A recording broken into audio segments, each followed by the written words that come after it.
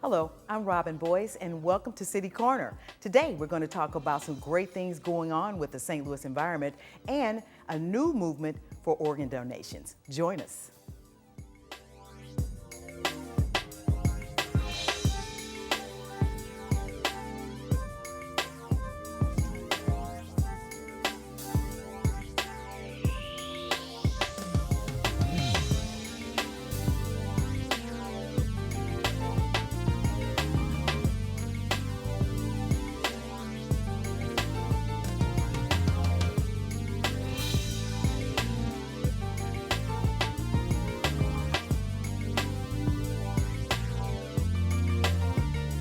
Welcome to City Corner. I'm Robin Boyce, and in the studios with me today is Mr. Sylvester Brown Jr., who's Executive Director for the Sweet Potato Project.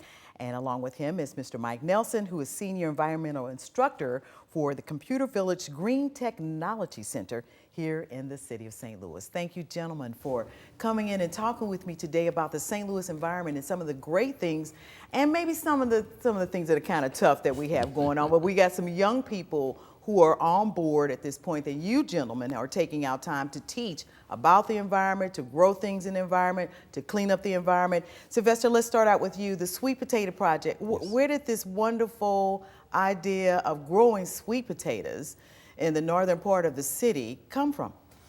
Well, I'm not going to bore you with this long journey from my Sure.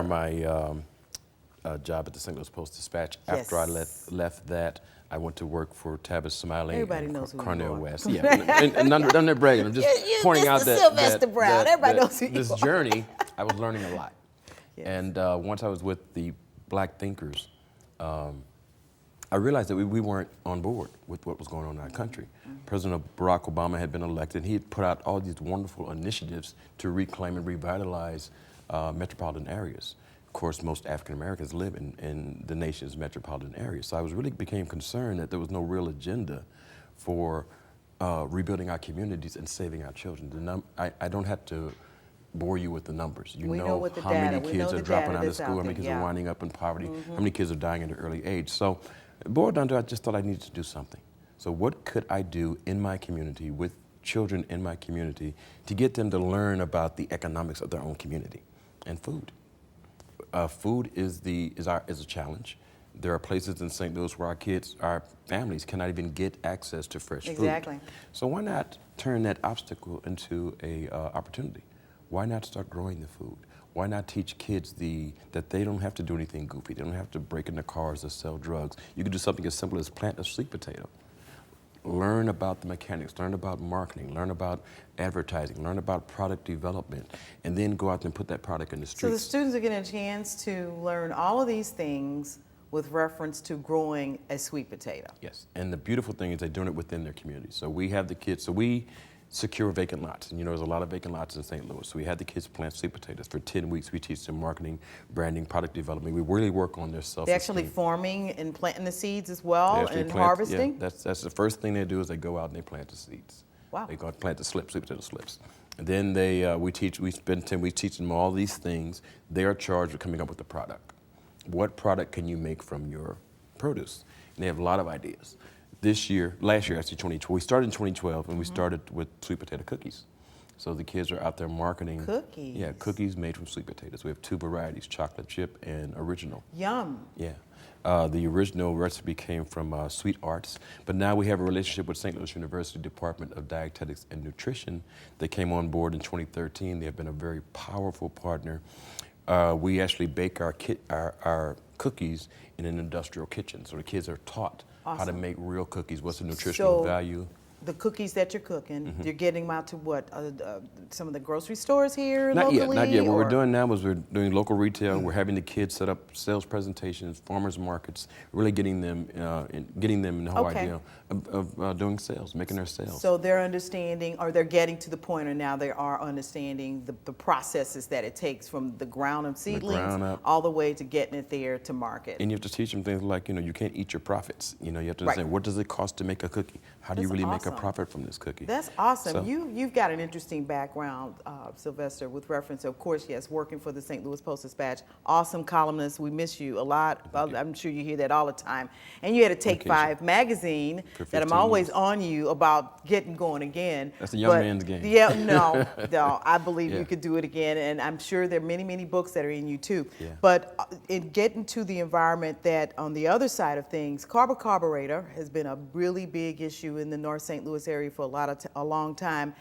And Mr. Nelson, you being a scientist, you work for the EPA, you got together with some young people to learn how to work with this environment and what's going on with our environment in the St. Louis area and to learn how to clean it up. Tell us about your project. Okay, well, first of all, you know, I spent my adult life as an environmental chemist, still working on Times Beach, and in those 15 to 25 years of analytical work, and I saw a lot with communities. And in the mid-90s, President Clinton started a program to give grants to communities of color to address those needs that were disproportionately affecting black communities. We all know about lead. And I took advantage of that grant program, which started the environmental justice kind of movement in America. So I was very successful in getting a lot of support from EPA to get environmental justice grants in targeting specific issues in St. Louis communities. And in that process with lead and air and water and solid waste and disposal and hazardous materials and location of our communities to hazardous facilities, which still exist today, I really felt that having the youth involved was important. So my first effort was to start something similar to like a Boy Scouts for environmental, targeting young black kids, and started with that, the Environmental Youth Corps in the mid-90s. And over the years have started several youth-focused groups in every effort I've done to work with environmental issues. So the young in St. people Louis. actually get a chance to, I've seen in some pictures that you've sent me with reference to putting on hazmat outfits and Yes. actually understanding what it means to go out and test the soil and test the ground. And Yes. so they're learning those kinds of things then. Well, because it's a good career path. And today we all know science, technology, engineering, and math, or STEMs, is the kind of job opportunities, which again, why working with Don Holt in Computer Village, we started a Green Technology Center to connect technology as an aid to help solve some of these issues. And so it's been a 2-year training program that we started with Computer Village to train adults in green job skills like asbestos removal, solar panel installation. Wow, solar Okay. panels. So we got a 2-year stimulus grant and worked with several, kind of a conglomeration of trainers during the recession, and the stimulus package allowed us to develop this center in downtown St. Louis. And from there, again, bringing in the youth, getting grants from EPA, we have started this St. Louis Sustainable Villages Consortium, which is the idea is to bring in organizations together that work with youth.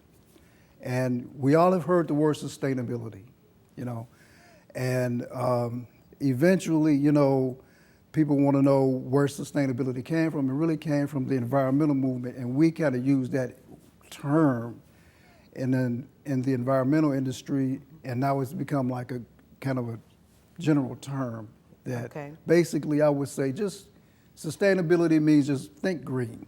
Okay. You know, So think about something that everything has to work together, the cultural piece, the environmental piece, the economic development piece. So everybody comes together when you're going to start a major project or a small project and look at how it's going to be able to sustain itself. So a lot of what Sylvester's doing, along with what you're doing, is really connecting the dots to growing a community that probably hasn't seen any growth for some time now, and something's happening different. I think the beauty of what Mike is doing and what I'm doing is we are training urban entrepreneurs. So we have a whole generation of kids who are coming up who are going to be prepared to work within their community. I can't emphasize that enough. Our kids are always encouraged to leave the ghetto, to leave their neighborhood, to get out. We've been getting out for 40 years. So now we have kids who are zoning in on opportunities within their communities. I just, you know, I'm jazzed. And there are by the whole- huge opportunities, Huge opportunities. in the North St. Louis community that we're talking about specifically, where you all are doing a lot of your work. And the young people that you are training are coming up, going through middle school, high school, and they're seeing these possibilities for these awesome jobs or entrepreneurial situations that they could get into on down the line. It's not like they have to sit back and go and apply for a job. They can create their own jobs within the community. So this started with you know, communities had neighborhood gardens, and we took that platform, which was kind of abandoned when they discovered a lot of lead in the soil, and then so we started teaching communities about cleaning up the lead, and then you know, you clean up your neighborhood, and then when the neighborhood becomes cleaner, it becomes safer. When you start addressing abandoned and vacant housing, which draws crime and infestations, then you're cleaning an environment. So there's been this whole push toward getting our community to focus on our environment, cleaning it up, making it safe, and now we're growing things that's becoming productive. So people are taking now an ownership in their own communities? Yes. Is that what we are going to see So happen? the urban farming and the gardens and the vegetable gardens gives organizations like Sweet Potato Project a platform to develop economic outcomes of this gardening movement, which the next step is to do the farmers market, develop products, to use them as springboards for further community development that the community can take ownership of. Do you see that happening, say, within the next 10 years here in the St. Louis area? I mean, people seriously taking these projects on. We are just submitted a grant, St. Louis University and Sweet Potato Project, a joint grant together, that if we get approved for this, we're going to build a teaching farm in the Greaterville area. We're going to be teaching kids how to purchase land, teaching residents how to purchase all that vacant land in their communities, teach them how to farm, teach them how to bring their yield to our processing facility that we're going to build in the Greaterville. So it's total ownership. Not only is it total ownership, it's that next phase. Now we're talking about jobs within the community. Which is going to make a big difference in the St. Louis area and bring all those things together, where young people are not only learning how to grow, they're learning how to clean up the community with reference to what's going on with the environment. We've got to have you all back on again to talk more about what's happening really great in the environments here in the city of St. Louis. I want to thank you both so much for coming on and talking with us here at City Corner. And we will be right back to talk more about harvesting organs here in the city of St. Louis.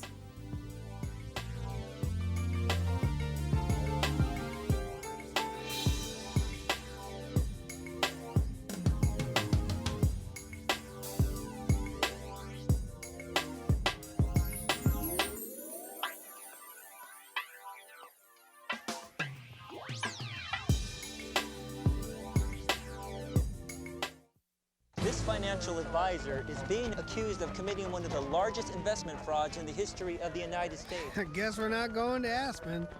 That's fine.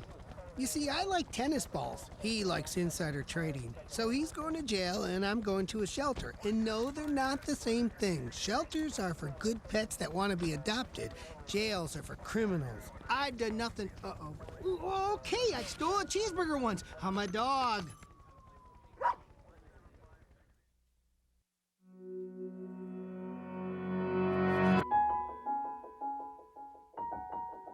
For those dealing with the struggles of caring for a loved one, we hear you. Visit aarp.org/caregiving for advice and support. Over 13 million people are affected by famine, war, and drought in the Horn of Africa. Make a simple text donation of $10. But do more than donate. Forward the facts.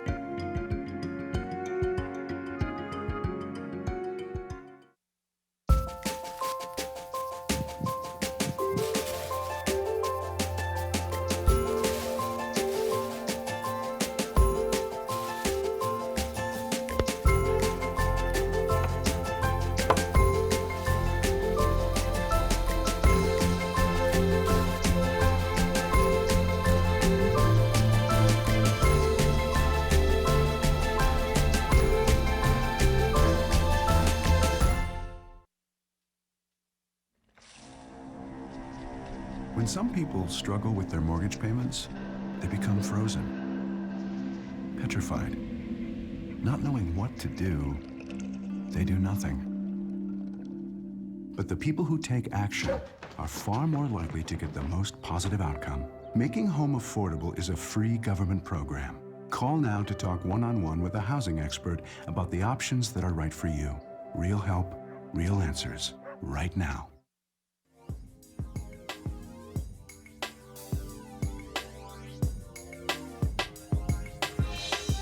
Hi, I'm Robin Boyce, and welcome back to City Corner. In the studios with me right now is Mr. Larry D. Bonds of the Larry D. Bonds Foundation for Life, and that's the number 4 life. How you doing, Larry? I'm doing great. It's good to see you. We met maybe a couple of years ago on a project called Strive, striving to reduce violence, youth violence in the St. Louis area. And you came on board and you brought quite a few youth that you have been working with in the community on board. And in fact, that's where I met Karan Bolin. We had him on the show recently with reference to talking about his projects and the funding that he's received from the Gap Foundation and him working with young people. And you continue to do that as well. But most importantly, I was surprised to find out when sitting in a committee meeting with you that you are a heart transplant recipient. Yes, I am. I'm going on now 6 years with heart transplant. And so this foundation is all around organ donations and getting people to understand how important it is to donate your organs? Yeah, I felt a sense of wanting to give back. And once I received life from someone else, I felt that I should be able to express that through awareness and getting people to be on the registry also. Wow. Now, how did this all come about? You found out one day you needed a heart, and you went on a registry list. What happened? I mean, how I couldn't imagine what that's like. We had some issues over some years, 20 years of heart failure, and we was diagnosed with an enlarged heart, cardiomyopathy, and they decided at that time that they were not going to transplant me then because that was the only fix. So we went on, and as we went on over the years, technology, new medical science came about, and we dealt with it with medicine for some years. And then after that, we found that the heart actually failed on its own without anybody knowing at that time. We thought it was just routine stuff. Right. So then there was a device called a left ventricle device that was at Barnes Hospital, is where I was transplanted at. And that's a battery-driven heart. Okay. So they placed that in me after I dropped dead twice to revive me. And so I survived on that for 6 months. Then I was placed on the heart transplant list on the 1st of November of 2008. Okay. And then at that point, they called me 18 days later, and they told me they had a heart for me. Wow. And I was transplanted on my son's birthday. Wow. So 6 years, you have a new heart. Yes. And I mean, how dire, let's just get to this point, how dire is it that people need to sign off on the dotted line on the back of their license is for organ donations? How important is that? Well, just take for the city of St. Louis itself. There's over 1,400 people waiting on a vital organ right now in the city of St. Louis. Any kind of organ, any liver? Organ, any of them, eyes. All of the organs. Eyes or tissue, but the organs are pancreas, small intestines, liver, heart, kidneys, and lungs. And there are 1,400 people literally waiting on that list right now. Now, they're not waiting on people to die. They're waiting on a match because of the simple fact that people die, and that's not anything anybody else can do about it. But the thing about it is that when people are on the list, 85% of the time, the families who are, after they've died, we have to approach. The families will say yes. Okay. But then after that, if they're not on the list, that drops significantly, about 25%. Okay, you've taken on the job of going out with your foundation to educate people about organ donations. Bringing the awareness to it, right. Signing up, doing registry drives, speaking engagements, talking to people, working with other agencies throughout the metropolitan and St. Louis area of getting this word out. The word just needs to get out. We need the support of everybody. And you've also set up some housing for people to come who are getting organ transplants here in the St. Louis area, for families to fly in, because this is one of the biggest places where people get transplant done. Boyce is one of the top ones, and then there's Children's, and Glennon and SLU. But what we've done, there's been the Casey Ann Holman Foundation has had 8 houses, had 2 apartments for the last 8 years, and allowing people who travel a certain distance that they can stay there for a little money or no money. Okay. And this will allow the families to be close to their family members, about 10 minutes away, be close to their family members while they're being transplanted.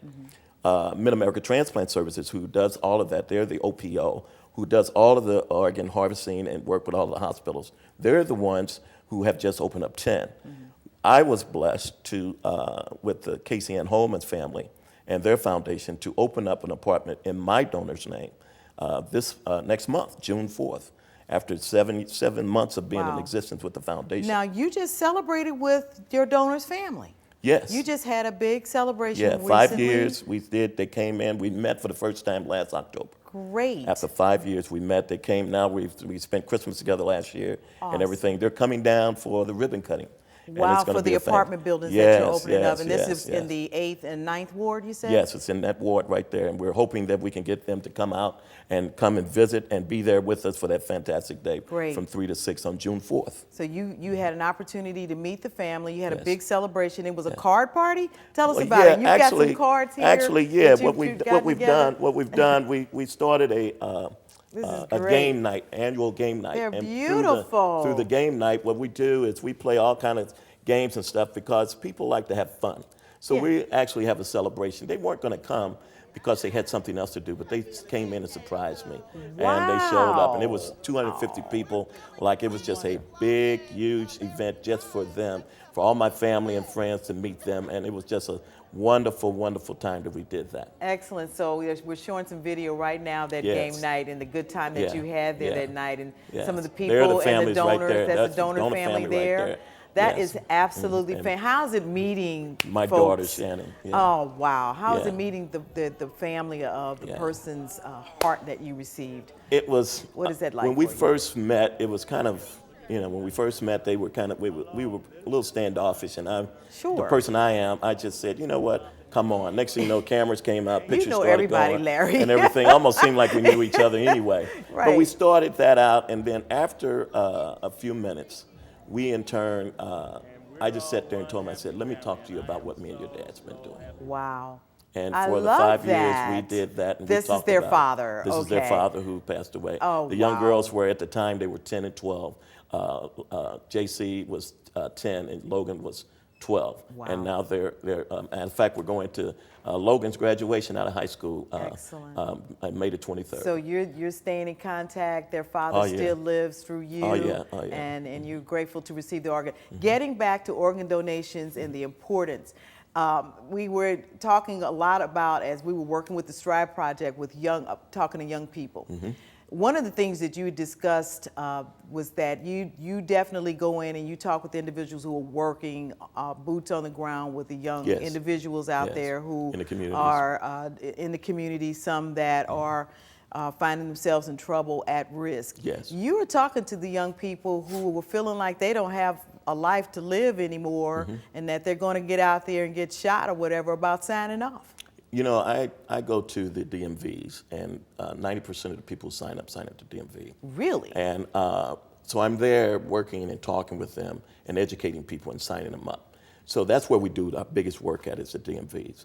But the issue when I'm there at the DMV, I get a chance to actually talk with them. And at the time, you have a lot of the young people that are there.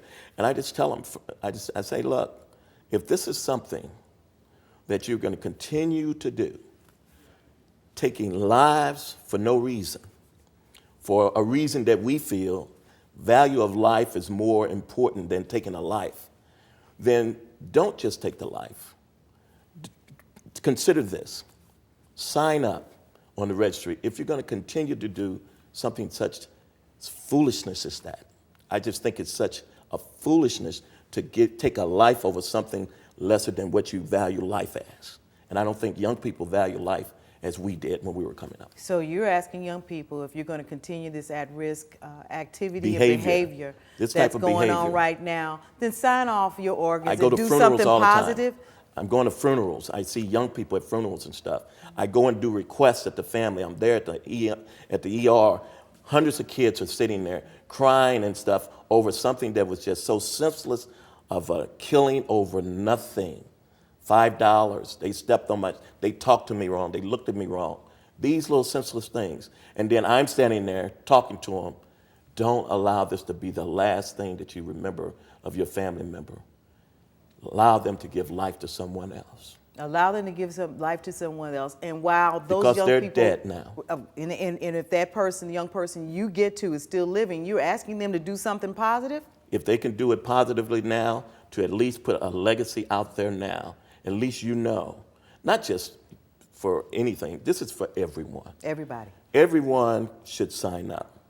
Everyone may not qualify. There's only 2% of the people who are eligible who die, period. Now, okay, so even though you donate your organs, doesn't mean that you're eligible to even donate them anyway, because there may be something that's going on with your body or some kind of sickness or something like that. But this gives you the opportunity to allow your family to let you know. There's a big campaign going on, Be a Hero Now. Everybody's a hero in their own sense. But we're talking to them now and say, hey, look, if you could sign up and be a hero to someone and help save someone's life, like someone saved my life. That young man, he died off a kind of a weird accident. Wow. 38-year-old young man. Children, wife, family, farmer. He died. They flew him up here, 150 miles away. Family had no idea what was going on. And then they told him, and they said he was brain dead. Wow. And then once he became brain dead, they came in and they gave him an opportunity to give life to someone else. So someone came and talked to them about that possibility. Talked to them about, and that's the way it works. And they said, no. But then he was on the registry, and they said, we will honor his wishes. Larry, I want to thank you so much for coming in and talking about the Larry D. Bonds Foundation for Life. Yes. You are doing a good work out there. You've got a T-shirt over here. Yes, I want to give you this. This T-shirt is for you. I love this. And the apartments are Tom Quarterman's Apartment Memorial, and we just want to plug that in, and we want to thank the Association, the Heart Transplant Association, for their work, and the Casey Ann Holman's Association for their work. Thank you. We want to give you that, and I hope you wear that proudly. I will. You'll see that out there in the St. Louis area, and we're just trying to go down the street, but we're going to get larger than that. You know what? You're going places, and I appreciate you so much. You and your heart. You have a big heart. Hey, I'm grateful. You are, so and I'm grateful you came on the program. Okay, thank you. We want to thank you so much for coming and watching us here on City Corner. I hope you listened to and got some great information today. Thank you very much. I'm Robin Boyce. See you next time.